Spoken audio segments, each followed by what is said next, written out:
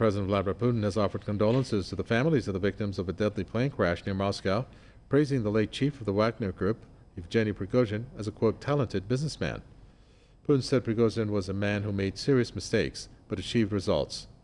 He said it was necessary to await the outcome of the official investigation into the crash, in which all 10 people on board were killed. Putin said the investigation would take some time. Russian emergency services say the aircraft was traveling from Moscow to St. Petersburg when it crashed. The Wagner Group had played a key role in the war in Ukraine. They captured the city of Bakhmut in eastern Ukraine in May. Prigozhin led an aborted mutiny in June.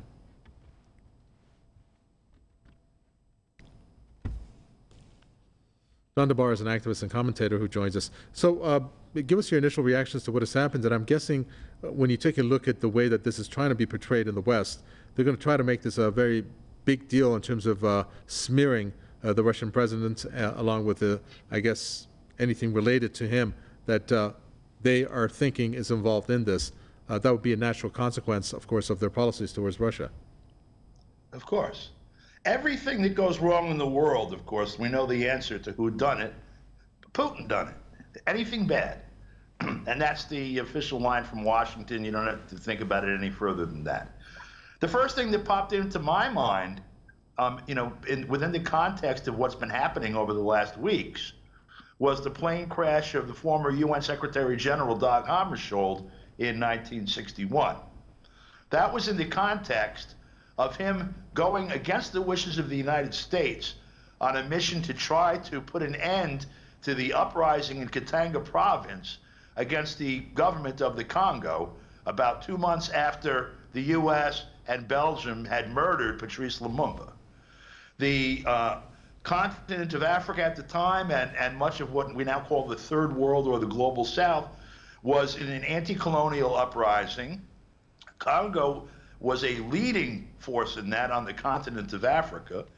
The United States and the European colonial powers were scared to death about this, and they were brutal and aggressive in putting it down.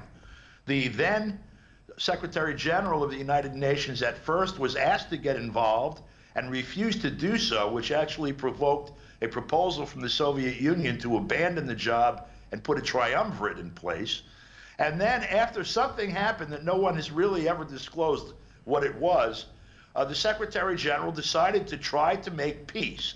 And on the plane that he got on to launch that mission was shot, basically blown up, and he was killed.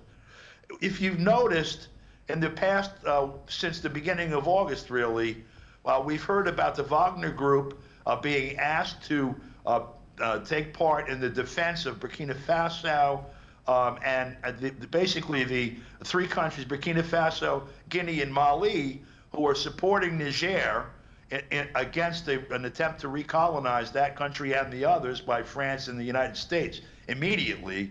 And the long-term project, at least going back to the taking of Cote d'Ivoire in 2010 and 11 by France, and the taking of Libya by the U.S., the recolonization of Africa, including the installation of AFRICOM.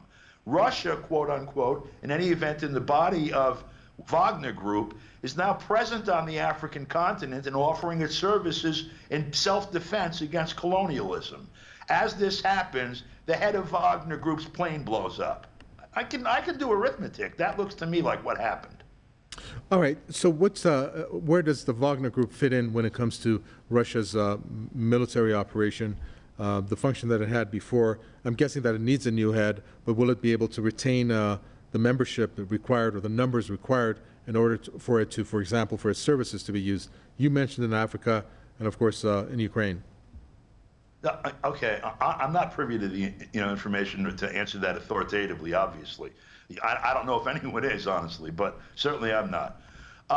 There's 2 prongs to that. First is what's going to happen institutionally and what's the actual institutional status of it as an entity, Wagner. Some folks have told me, while I've been sort of fleshing this out myself, that Prigozhin was only a figurehead and he's not really the, like the military director or strategic planner or whatever. I don't know. The other question, though, is what is the relationship between Wagner and Russia? I don't know that Russia, if there is a relationship, would necessarily want to spell that out in the same way that everybody knows Al-Qaeda and Al-Nusra and ISIL and all these other groups are agents of the United States, but you know, no one can come up with a pay stub or any evidence that they're directly involved. This may afford what they call laughingly here plausible deniability for Russian involvement in the defense or assistance to various countries around the world without provoking a direct war. You know, in other words, it may be a corporate proxy that allows one to not pierce the veil of national conflict or something.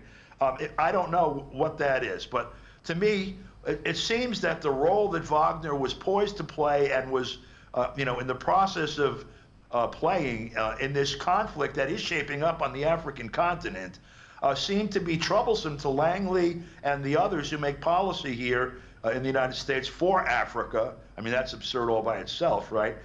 And so, you know, this fly in the ointment was flattened out. That's what makes sense to me.